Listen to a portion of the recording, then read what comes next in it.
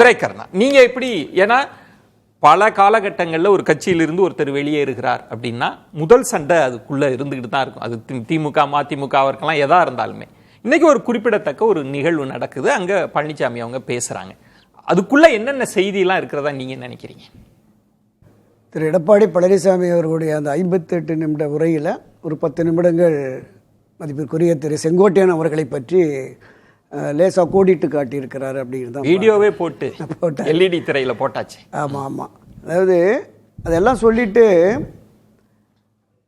இது வெறும் எடப்பாடி பழனிசாமி மட்டுமே அண்ணா திராவிட முன்னேற்ற கழகம் இல்லை, 2 கோடி தொண்டர்கள் என்னிடம் இருக்கிறார்கள் அப்படின்னு ஒரு கருத்தை முன்வைச்சார்.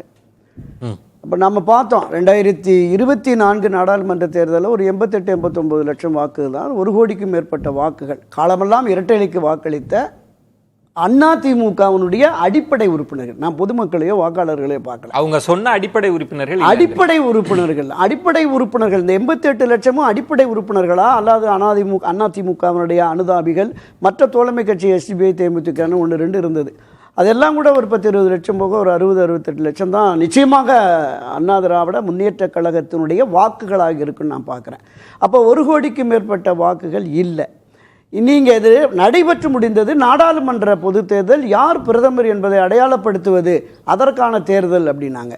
எந்த தேர்தல் ஆனாலும் அண்ணா திராவிட முன்னேற்ற கழகத்தினுடைய உறுப்பினர் அட்டை வைத்திருக்கிறவன் புரட்சித் தலைவர் எம்ஜிஆர், செல்வி ஜெயலலிதா, இந்த இரட்டை இலை, இதற்கான வெற்றியை நோக்கி இதற்கு வாக்கு சதவீதத்தை அதிகப்படுத்த வேண்டும் என்கிற பார்வை இருக்கும். ஆனால் அந்த பார்வை இல்லாது போயிடுச்சு. இப்போ இன்னொன்றும் அங்கே வலியுறுத்துகிறார், நீங்கள் கூட சாதாரண அடிப்படை உறுப்பினர் கூட என்னை போல் பொதுச் செயலாளராக வரலாங்கிறார். ஆனால் புரட்சித் தலைவர் எம்ஜிஆர் உருவாக்கிய அந்த விதியை திருத்தி 10 மாவட்ட செயலாளர் முன்மொழிய வேண்டும், 10 மாவட்ட செயலாளர் வழிமொழிய வேண்டும், 5 ஆண்டுகள் தலைமை கழகத்திலே நிர்வாக பொறுப்பில் இருப்பவர்கள் மட்டுமே பொதுச் செயலாளர் தேர்வில் நிற்க வேண்டும், போட்டியிட வேண்டும்ங்கிறார். அந்த அடிப்படை உறுப்பினர் 5 வருஷம் எப்படிங்க வர முடியும்? எந்த மாவட்ட செயலாளர் 10 பேர் 20 மாவட்ட செயலாளர் சப்போர்ட் பண்ணுவான்? இல்லை, அது ஒரு விஷயம். துரைக்கண்ணா, இப்ப நீங்க சொல்ற இதெல்லாம் பழைய விமர்சனங்களா தொடர்ந்துட்டு இருக்கு. நிச்சயமா இப்ப அவர் பேசினார்ல இந்த பேச்சு, அந்த பேச்சில் இருந்து 1-2 கருத்துக்களை சொல்லிடுறேன். எந்த கொம்பனாலும் இந்த அண்ணா திராவிட முன்னேற்ற கழகத்தை வீழ்த்தவே முடியாது அப்படின்னு ஆணித்தரமா சொல்றார், வரவேற்கிறோம். புரட்சித் எம்ஜிஆர் அவர்களும் பல பொதுக்குழு செயற்குழுவில் பேசுற போது அனைத்து இந்த அண்ணா திராவிட முன்னேற்ற கழகத்தை எவராலும் அழிக்க முடியாது நம்மை தவிர, இந்த வார்த்தையை புரட்சித் எம்ஜிஆர் பயன்படுத்தினார். நம்மில் ஒருவன், நம்மளால் தான் அதை அழிக்க முடியும், வேற வெளி எதிரிகள் யாருமே அழிக்க முடியாது அப்படிங்கிற மாதிரியான ஒரு கருத்தை அவர் முன்வைத்தார். அதையும் நாம் இங்கே நினைவுபடுத்திக்கிறோம். இன்னொன்று, இந்த அண்ணா திராவிட முன்னேற்ற கழகம் மீண்டும் ஆட்சி அதிகாரத்தில் வருவதற்குரிய வலிமை, கூட்டணி பலம் இருக்கிறதாங்கிற அந்த பொதுவெளி கேள்விக்கு இன்னும் வரல. இந்த ஒரு பாயிண்ட் வில்சன் சொன்ன பாயிண்ட்ல இருந்து நான் உங்கள்கிட்ட கேட்கிறேன். அவர் கூட்டத்தை தொடங்குறப்பயே அவர் சொல்றார், கூட்டத்தை பாத்தீங்களா அப்படின்றார். அப்படின்னா அதனோட பொருள் என்னன்னா, எங்களுக்கும் கூட்டம் இருக்கு, இன்னும் செல்வாக்கு இருக்குன்றது ஒண்ணு. நீங்க யாரு போனாலும் பரவாயில்ல, நாங்க தான் ஜெயிப்போம், வெற்றி விழாவே போடுவோன்ற தன்னம்பிக்கைன்றது. வில்சன் சொன்ன இன்னொரு பாயிண்ட், திரு செங்கோட்டையன் அவர்கள்ன்றது இந்த தொகுதிக்குள்ளதான் சுருக்கிறோம், நாங்க இதுக்குள்ள அவ்வளவுதான், அப்படிதான் நாங்க எளிதா கடந்து போறோம், எங்களுக்கான சண்டை திமுகவுடன் புரிஞ்சுக்க கூடாதா? வில்சன் அதுதானே சொல்றாரு. இல்ல எல்லாவற்றையும் எளிதாக கடந்து போயிட்டார். சகோதரர் நெல்சன் பொன் வில்சன் குறிப்பிட்ட போது சொன்னாரு, அவர் முதலமைச்சர் ஆன முதல்ல 100கணக்கானோர் அவரை வீழ்த்துவதற்காக பண்ணினாங்க அப்படின்னு சொல்லிட்டு. அவரை வீழ்த்துவதற்கான முயற்சி எந்த அளவுக்கு நடைபெற்றதுன்னு தெரியல. பொதுவெளிகளில் நாம் அறிந்த வகையில் அவர் முதலமைச்சர் பொறுப்பு ஏற்றது எந்த விதம், அந்த முதலமைச்சர் பொறுப்பை ஏற்றதுக்கு பிறகு அவருடைய நடவடிக்கைகள் என்ன விதமாக சென்றது அப்படிங்கிறத நம்ம பார்க்கணும்.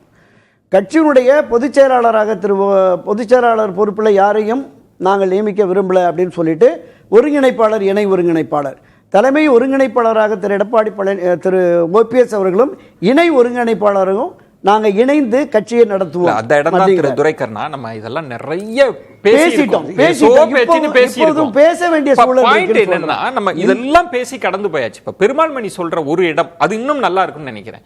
தாவேக்கான்ற ஒரு கட்சி வந்த பிறகு சூழல் மாறி இருக்கு அப்படின்னு சொல்றார். ஆனா வில்சன் மறுக்கிறார், அதெல்லாம் ஒண்ணுமே கிடையாதுன்றார். அந்த இடத்துல இருந்தா உங்கள்கிட்ட நான் பதில கேட்கிறேன். அந்த இடத்து இப்ப செங்கோட்டையன் போய் தாவேக்காவில் சேர்ந்தார்ல, அது என்ன தாக்கத்தை அதிமுக எதுவும் ஏற்படுத்தி இருக்கான்றது. வில்சன் அப்படிலாம் ஒண்ணுமே கிடையாதுன்றாரு. அதான் உங்கள்கிட்ட கேட்கிறேன். இல்ல, இப்ப காலமெல்லாம் திராவிட முன்னேற்ற கழகம், அனைத்து இந்திய அண்ணா திராவிட முன்னேற்ற கழகம், இந்த இரு முனை அரசியல் தான் இருந்து வந்தது. அதுதான் கள யதார்த்தமாக இருந்தது கடந்த தேர்தல் வரையிலும். அதுதான் இப்போது புதிதாக களம் இறங்கி இருக்கிற தமிழக வெற்றி கழகம் விஜய் எந்த அளவிற்கு தாக்கத்தை உருவாக்குவார்கள், 2026 தேர்தலில் அவர்களுடைய பங்களிப்பு என்ன அப்படிங்கிறத நாம் அது தேர்தல் முடிந்ததற்கு பிறகுதான் செய்யணும். திரு செங்கோட்டையன் அவர்கள் என்னை பொறுத்த அளவில் நிச்சயமாக இந்த அனைத்து இந்திய அண்ணா திராவிட முன்னேற்ற கழகத்தை ஒன்றிணைத்து ஒரு வலிமை மிக்க இயக்கமாக உருவாக்கி திராவிட முன்னேற்ற கழகத்தை வீழ்த்த வேண்டும் என்கிற அந்த கருத்தாக்கத்தின் அடிப்படையில் அவர் வெளியேறியவர். இன்னும் கொஞ்சம் பொறுத்திருக்கலாமோ அப்படின்னு. ஆனால் திரு எடப்பாடி பழனிசாமி மீதான இன்னும் கொஞ்ச நாள் பொறுத்து இருந்தா என்ன நடந்திருக்கும்? இல்ல, பொறுமையா இருக்கிறவங்க லிஸ்ட் இன்னும் பெருசா இருக்கே. அவங்க சீனியாரிட்டி படி நாங்க இன்னும் அதை விட பொறுமையா இருக்கோம்னு சொல்றாங்களே. இல்ல நான் என்ன எதற்காக சொல்றேன்னா, இந்த கட்சி தொண்டர்களுடைய இயக்கம், 2 கோடி தொண்டர்கள் இருக்கிறாங்க. இன்றைக்கு மாறுதட்டி கொண்டிருக்கிற இந்த இயக்கம் ஒரு சரிவை பின்னடைவை சந்திச்சிருக்கு. அவர் ஒரு மிகுந்த நம்பிக்கையோடு எடப்பாடி பேசுகிறார். யதார்த்த கள நிலவரம் அப்படி இல்லைங்கிறதான் சொல்றேன். திராவிட முன்னேற்ற கழகம் ஆட்சி அதிகாரத்தில் இருக்கிறது, அவர்களோடு கூட்டணி வலிமையாக இருக்கிறது. நீங்க அனைத்து இந்த அண்ணா திராவிட முன்னேற்ற கழகம் கூட்டணி இல்லாமல் வலிமை குன்றிய நிலையில் இருக்கிறது. இப்ப என்டிஏவிலையும் யார் இருக்கிறாங்கன்னு தெரியல.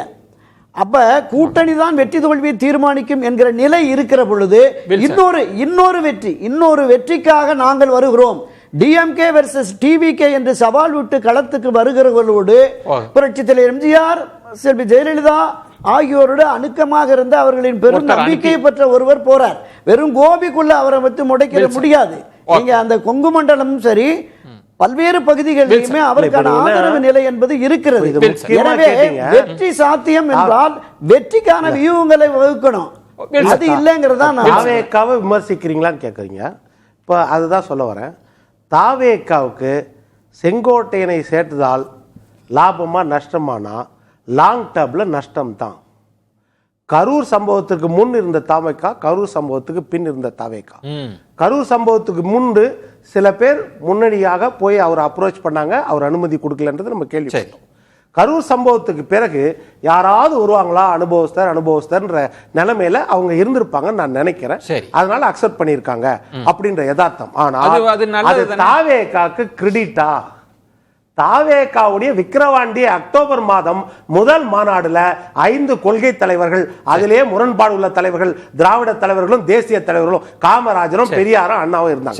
சரி, அதுக்கு அடுத்தது வரும்பொழுது அது 1967 உதாரணம், 77 உதாரணம், விடுதலை போராட்ட உதாரணம், அஞ்சலை அம்மாள், இதை வச்சிருந்தாங்க அங்க மேல. அதற்கு பிறகு ஆண்டு கடந்து வருகிறது. எங்க வந்துட்டாங்க? 1987 புரட்சி தலைவர் எம்ஜிஆர் இறக்குற வரைக்கும் வந்துட்டாங்க. 87 எம்ஜிஆர் படம் வந்துருச்சு. உடச்சே பேசலாம் சார். அதிமுகவை நெருங்கி வந்துட்டாங்க. இல்ல சொல்றேன், நெருங்கி வந்துட்டாங்க. கொள்கை தலைவர்கள் சொல்றேன். 77 கூட நீங்க 2-3 தலைவரை ஏத்துக்கல. நம்ம 2016 இல்ல ஒரே ஒரு விஷயம் வில்சன், நம்ம ஏன் கொள்கை தலைவர் எல்லாம் போட்டு குழப்பிப்பானே. திரு ஆதவ அர்ஜுன் அவர்கள்ட்ட நான் பேட்டி எடுத்த போது அவர் சொன்னது, நாங்க ஏன் அதிமுகவை விமர்சிக்கலன்னா அதிமுக வாக்கு வங்கியை தான் நாங்க குறி வச்சிருக்கிறோம். இப்பயே நாங்க 20 தாண்டி போயிட்டோம், அது ஆட்டோமேட்டிக்கா எங்கள்கிட்ட வரப்போகுது. இவ்வளவுதான் சார் பாயிண்ட். அததான் சொல்ல வரேன். அவர் பேட்டியிலே சொல்லிருக்காரு சார். அவர் பேட்டி சொல்ற வரைக்கும் ஜெயலலிதா படம் இருந்துச்சா? இல்ல விஜயன் கரெக்ட். நல்ல பாயிண்ட். செங்கோட்டையன் வரும்போது ஜெயலலிதா அம்மா படம் இருக்கிறது.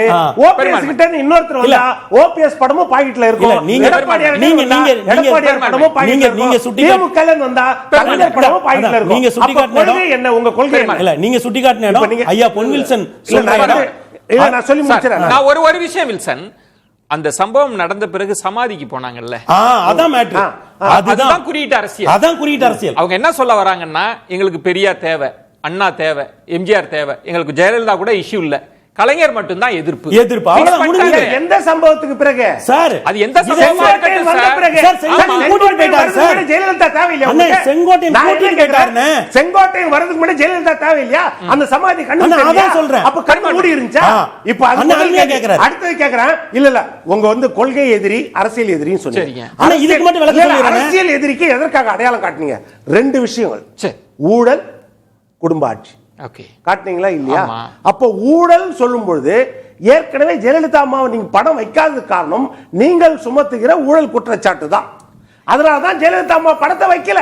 இப்ப இன்றைக்கு வச்சிருக்கீங்க. ஜெயலலிதா அம்மா படத்தை வைக்கிறீங்க. உட்கார்றீங்க. ஆமா. அண்ணா, இப்ப இதை மட்டும் நாங்க சொல்லுங்க. ஒரு break மட்டும் போயிடலாம். இதை மட்டும் சொல்லுங்க. சரி, சுருக்கமா சொல்லிடுறேன். 4 வருஷம் சிறை தண்டனை விதிக்கப்பட்டவர். இதை நம்ம விரிவாவே பேசலாம். ஒரு break எடுத்துட்டு break. அவர் என்ன சொல்றாருன்னா, வில்சன் எந்த இடத்துக்கு நிறுத்திட்டார்னா, இது என்ன இருந்தாலும் தாவேகா சமரசம் பண்ணிடுச்சு. செங்கோட்டையன் போனது ஒரு வகையில் தாவேகாவுக்கு பலவீனம் தான். இல்ல அது எப்படி பலம், நான் பிரேக் அப்புறம் சொல்றேன்.